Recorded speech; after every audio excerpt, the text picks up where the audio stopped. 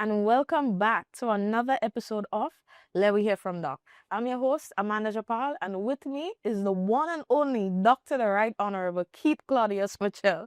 So, Dr. Mitchell, how was the weekend? The weekend been fine. We just went through Labor Day. And Labor Day, of course, with all its implication for what is happening in the country is important. The workers of the country and the level of lack of employment is a problem for the workforce in general. So clearly we are able to move around and to socialize during that particular period. But I know that pressure outside is enormous. So I'm glad to be back. It's good to have you back. So, rightly, as you said, let's hear from you. So, Doc, there is a growing concern from the public about the lack of transparency with how contracts are being awarded under this current administration. As someone who has led for decades, what do you make of this new style of governance? Well, what worries me is not the fact that it's just happening, is that we are not hearing the voices of those who were so vocal and when we were in government, when all sorts of creation and noises about things that were not happening but were being created by those persons. And we're very concerned of anything that perceived to be lacking transparency and were not dishonest practices. What was perceived to be noises were so. Now you can't hear anybody wonder what happened to those voices. So my concern is, yes, if you deal with a human being, expect not be shocked about anything. And especially in the case of this group that is now in office, unlike many of the persons who are involved with NNP, those of us who came into government to admit sacrifice to be there. Material things were secondary to us. That's why we came. Because when people like myself and Gregory Bowen and a number of other people had their life together and financially we were on top of our game. But we made a sacrifice to help people and we were being accused of all sorts of things. But now we have a group of people who in many cases were not even had a good job and whose educational level were not in any way compared to what we have. And therefore they get power now so new to them and the thing has gone to their head. They become very arrogant and you can hear all the stories. The other thing that worries me is that we had instituted systems. The Public Integrity Act was in place. All sorts of things from the Ministry of Finance on how contracts should be awarded, tender board, and so on. We hear stories of people being called and say, I have a contract for you. And it is given a contract. And what do you understand? No tender board. And these are institutions, in some cases, above the limit set on for one-off contracts given directly to people. But we're not hearing anything, and that's so. Where is the public service institutions that were in fact involved and in place, and you're not hearing anything? What is the status of the Public Service Commission? What is that? What is the Public Integrity Commission? Where is that? And all these things are there, but we're not hearing a single thing. And I know some people have taken steps to bring information before the Public Service, the Public Integrity Commission. So what is happening there? We need. So it must be worrying to the population in a general sense, and clearly that's an issue. And it seems like the present group, I can't say all of them, but a lot of them, and particularly there are some who are leading in that. I just believe that their concept of politics is just to bribe people, offer them material things, no love, no feelings. And the question is, where the bribe money coming from? It must be the same taxpayers' money that is being used to provide that bribery. And all these information, you're hearing all kinds of stories. And as I said, Amanda, that my main concern is, where are these voices that used to be so loud when things were not true? They were made up against us in government. And in fact, we had to establish a public inquiry on my own actions that were being accused, a briefcase and all kinds of stuff. Total creation of the opposition. But these voices were there, and I had to face the regional, international circles over these allegations. And turns out later on, when we established the inquiry and we asked people to come forward, they couldn't come because they had to go on oath and prove what they were saying. But I'm just saying, I'm worried about the future of this country and of this government, because you expect that the leadership of the Prime Minister should be, letting itself be seen as directing and controlling these actions. But it appears that that is not the case. And that must be very concerning to the population in a general sense. And I said that to me, that is the main concern. Imagine a minister cussing the police. And first of all, the police has shown terrible weakness. Because if any one person cusses the police, you're supposed to arrest the person. Doesn't matter, even if it's the Prime Minister, you're supposed to arrest him. You know what I mean? But you didn't do that. And the man turned around and asked about this public. He said, yes, I cussed the police. If I was Prime Minister, that minister would have been dismissed from his portfolio pronto. Yeah, then that I disciplined and removed the portfolio of ministers of government for less infraction in government. And in fact, in one case I did when we had an 8-7 government, which could have fallen if the minister had taken action to bring down the government. But you had to face the consequences. And what they showed was that there must be standards set in government. And if you don't set it and the Prime Minister does not set it, no one will. And therefore we have to face the possibility of a new election if that is the case. And we faced it in one case of a certain minister in government in 1998, 99, wanted to feel that he could say and do anything. And I had to move to dismiss that minister. And he subsequently, and when he heard that, he resigned.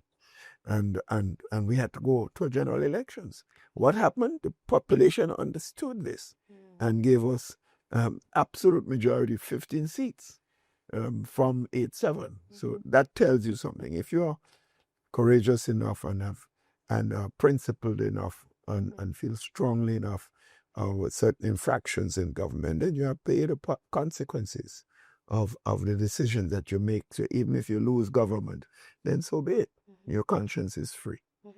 Well, Doc, you spoke a book there, and you touched a lot of points like the bribery, the thresholds, and stuff. I'll get to that in a bit.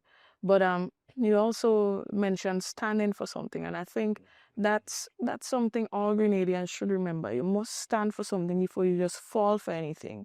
And it doesn't matter if the person is on your side. Discipline must take place if something goes wrong. There's always a right and a wrong way. But one thing I want to commend the New National Party for, you made mention, where are the people now? Why are they not speaking? But I must commend the New National Party, because everybody was speaking at that time. It means that the party and the government at that time gave people absolute freedom of expression. And I think that is something that must be commended and something that should be appreciated, because you cannot find that right here now. Yeah, well, that's something, man, that must also concern all of us. Because during the period of the revolution in 79 to 83, we knew that people were afraid to speak. Because if you were found to be what they perceived to be But their definition, a counter. If you are a counter, if there's any proof for your counter activities to the government, you are Richmond Hill. Yeah. We have a democracy, so they can be that. But people are even afraid to speak now because they fear that even if they don't have a job or business to be hurt or a job to lose, they might have a family working and feel that the family can be victimized and so on. And that is a bit frightening because no one have a right to make you be less than who you are, a human being was independent voices and were able to speak your mind. When you lose your right to speak, then you lose you lose your human an important part of the human being. And therefore, I call people, I say, what are you afraid of? And a guy, for example, a prime minister who just come into office, hardly know anything about politics, hardly know anything about human beings because he never really interacted with people before. And you're afraid of him. You're afraid that he's going to take decision to hurt you and your family. If when you reach that stage, I think you'll be going on a dangerous path, unfortunately. And by the way, that seems to be a trend from that party though. Because remember, sometime before when they came in, they sent home all the mayonnaise. You couldn't say anything, so that is a trend. But we just seen it; it's being more prevalent now. Yeah, it's worse now. It was absolutely worse now. You've never seen that level of vindictiveness in the society over the years, and I've been there for 40 years, and I would not say the NNP or the previous NDC or above board in everything, but certainly the level of vindictiveness I see, it's unparalleled in the history of this country during that period that I was around serving in political arena. Back to that threshold for public tendering. So do you think the amendment to the Procurement Act to increase that threshold for public tendering from 15,000 under your administration to 100,000 now has anything to do with issues surrounding? Well, it was clear that the intention was to allow people to just give arbitrary. How do you have a threshold of $100,000 in a poor country as Grenada for giving contracts? How do you Chris, most contracts, most particular activity would be certainly not an enormous amount of money. So if $100,000 is the threshold for not going to tender, it means almost every work you do in the country would have no tendering process and no accountability for the decision-making process. So I think the intention was definitely not noble. It was not in the interest of the country.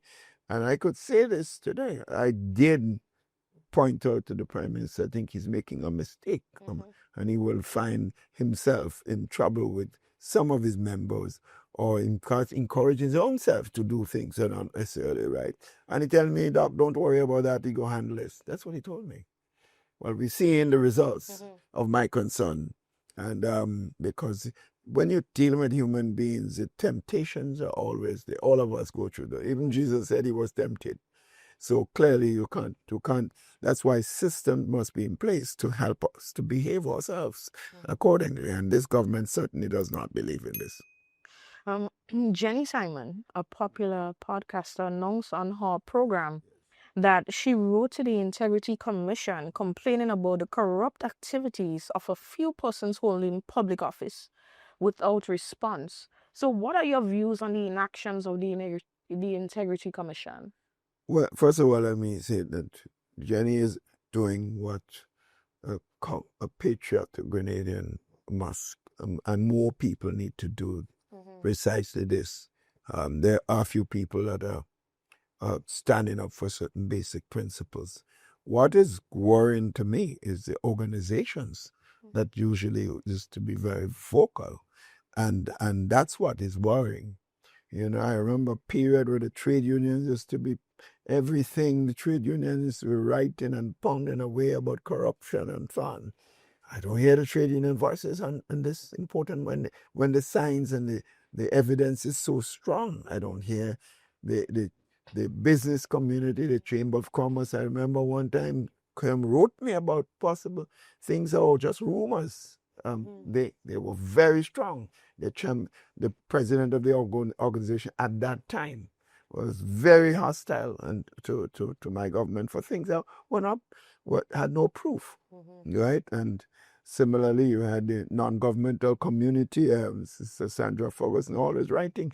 I can't see her, and she writes well. She's one of the better writers I know of, and appear to have had so much conviction. Where is Sister Sandra Ferguson today? I can't hear her voice, so I'm calling her out and ask her if she has gone to sleep while the NDC is in office. He only is awake when NMP is in office.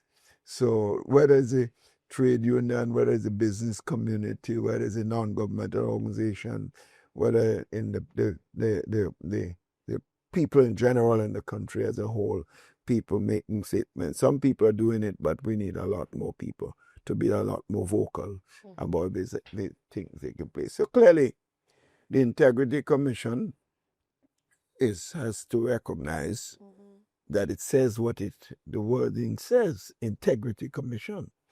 And they have a responsibility. I know they were recommended by the government of the day, but they would have to know that their own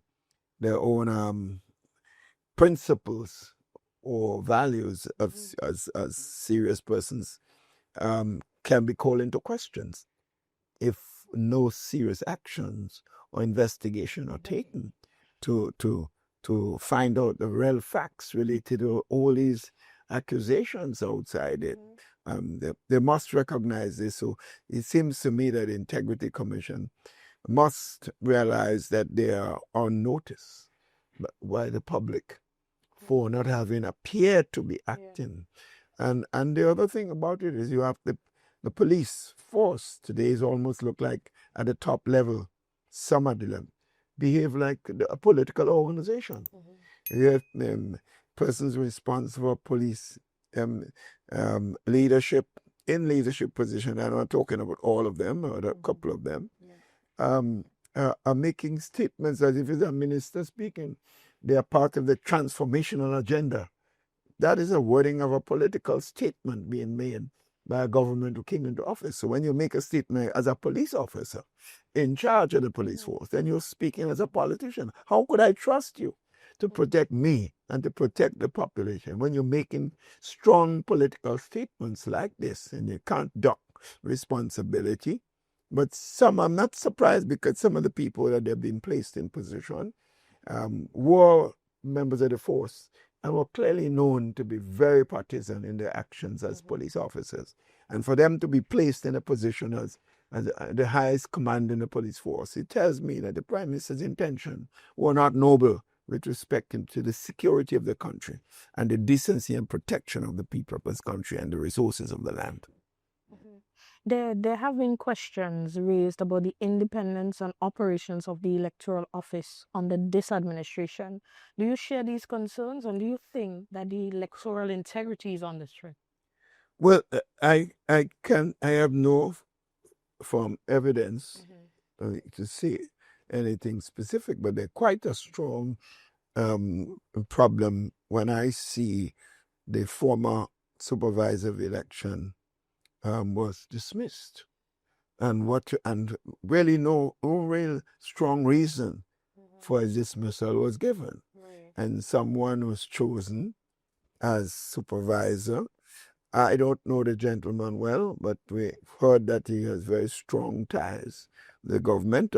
I cannot say that I know that for a fact, but that is out there, and therefore the new supervisor has to prove to us that is independent and that he will not be making political decisions, and that registration of persons who are not supposed to be registered, like CBI applicant, the law is clear in the CBI Act that was created that these persons, because they were just given citizen based on the resources, and it has not been tested in the constitutional court. So therefore, by law, this CBI citizens, unless they are Commonwealth citizens who have spent a year in the country and is entitled to register, they ought not to be registered to vote. And not just presenting your passport and being registered. Some of that is evident, and some constituencies are. In fact, I know of 1 or 2 constituencies who have already presented hundreds of objection forms names of people that cannot be proven that they had a right to be in Grenada, and they're not in Grenada as such, and want to come and determine who runs this country, and Amanda, I need to make this point because I believe this is a fundamental principle that one must hold, whether you're in government or opposition. I remember being in government when I was in government, and people come to me from my friends abroad, and they said that we need to have a polling station in New York or someplace, or Grenadians living in New York have a right to register to vote and so on, and that we should make changes to the law. I was in government, and if we did that, we would benefit. But I made it very clear to them, in principle, I can't support it. Because my point was simply this, and it's the same position I hold today. My feeling is you live in New York or Washington or London, or wherever outside of Grenada, you live under specific government and the rules of that government. I don't see if there are more Grenadians living abroad than they exist in Grenada. So if you allow that law that you just have to be born in Grenada or Grenadian and does not meet any fundamental criteria, but you can register to vote. So you could sit abroad, the people in Grenada who have to live under the conditions of the government of the day in all respects. But you determine a certain government that the people in Grenada live in Grenada do not want. You determine that you want them. On the other hand, a government is in the country, running the country, and appear to be running it well, right? But you abroad decide you don't want that government, and you determine that you get rid of the government that is satisfying the people living in the country. So I think it's in all sides of the coin, it's fundamentally wrong, and that's why I said to them in government that I can't support it. And people understood when you speak so openly and so clear, with such clarity, they understand it's not about yourself. It's about the principle. I believe morally and otherwise, it's just fundamentally wrong. Yeah, I concur. But back to that bribery point that you made earlier, because there are whispers on the ground about the use of state resources to influence voters and even bribery. So what message do you have for the nation, especially those young voters, when this kind of behavior is becoming normalized? People are having serious issues coping with the present situation, because, as you know, the cost of living is crazy outside, and people are hurting. They're bawling. So I could understand people need resources, they need help. So someone using government resources, depending on what limits there are, it makes it difficult for people not to accept. So I'm saying if someone approaches you and clearly it's government money, this person never had a job before, and you have money to the point that you're offering your money now, and some of them boasting how much money they're not free of any debt right now. Millions of dollars they owed before. All of a sudden you're in government in 2 years, the salaries you get could not, and you're boasting that you're debt free. So how did you get debt free? And so I'm saying to them, people, when they come in front of you and you need it, you take it because your money. That would be my approach. I mean, there are some people that say, Doc, don't tell me I'm not wanting nothing from them. That's you. But they got some people who genuinely might be needing it. And it is not these people's money. This your money, your taxpayers' money. But that does not mean that you can take it but do not go and vote for them, so that you have to go 4 more years of suffering again. By that action of the few dollars they offer you, or a few material things they give you, you're going to vote for 4 more years of trauma and trouble. and so on. So you take it, but you get ready to drop the X against them at the polling station when the time comes for general elections. And that would be my statements on a political platform. I'm saying it here in podcasts, but I would certainly believe that's the right approach, because you can't tell a man if he's hungry not to accept something from somebody who is giving him and he knows the money is not theirs. I would certainly not. But that's up to the individual person. I certainly wouldn't want it, and I know a lot of people say that I want nothing to do with them. I don't want anything from them. But there are some people who need it badly, and I would not be angry with them if they accept it and know what they're doing at the next general elections, and to make sure that type of behavior must not continue in the country, and to weigh themselves of that government. You spoke on how difficult it is to live right now because of the high cost of living. But the promise of transformation, it was made, and for many, things have only gotten harder. So is it a failure of policy, leadership, or priority? A combination of all of the above. Combination of all of the above. And it's clear that the present group only care about themselves and living nice. The only group of people who are happy right now, the majority of people who voted for the National Democratic Congress last election, they're hurting and they're bawling, just like all the persons who voted for NNP. But there are few who are connected to those in office. They're doing very well. Some of them, it's the best time in their life. So while some are enjoying it, the very few enjoying every aspect of life and feeling free to do what they want and to offer people, their family and friends, anything they want.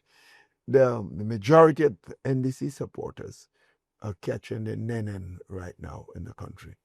So they must decide whether you like NNP or not. NNP has been the best for you. And that to make a decision to change government the next time the election comes around. That would be my strong advice. So the message is sent clearly to those in office that you think you're smart, you think you enjoy nice life. I like nice life too. And therefore I voted for a group who will give me an opportunity to improve my lot and to create jobs and to create economic activity and give me a chance to survive by myself going forward. I concur, because under the new National Party, under your leadership, we have moved an empty treasury, and it's something to always remember that we have moved from an empty treasury to a pregnant one, from an administration that was selling assets to pay salaries. Yes. So if you have, I think people forget that. yeah, if you have a government at the time doing that, then you know you have something strong. Economic stability, I think that is one of NNP's stronghold, apart from empathy and everything else. So I would say hats off to you, Doc, for doing an amazing job. But I think, and we did not, we instituted the CBI program, that way you can become a citizen by the resources you pay to the government and to creating projects to create jobs and opportunities. But we are very careful of the elements that we brought in. And it seems like the only major initiative of this government is the CBI program. If you use the CBI program as the main source of revenue for recurrent expenditure, in fact, in all cases, the resources from CBI was used specifically to create jobs and to create developmental activities. In other words, for capital projects. We did not use the CBI resources for recurrent expenditure. Because I don't know how you run a country on the basis of giving citizenship to each, all and sundry. I'm not saying that no background checks are done, but it seems like the emphasis, the real serious activity to raise revenue in the country under this present government is CBI and nothing else. Instead of growing the economy and doing productive activities that can generate jobs and generate revenue, they're just selling passports. And that's, to me, is a serious, it shows you the level of deficiency of the thinking process. the lack of vision, the lack of understanding of government, and it's coming from captain down to cook, so to speak. Right. Doc, again, back to that high cost of living. That is not the only thing that is rising at this point in time. Now we have rising reports of violence, insecurity, especially involving young men. So, do you think the current administration is a bit out of touch with what's really happening on the Well, ground? the person who's not Minister of National Security is hardly here. So that alone will tell you.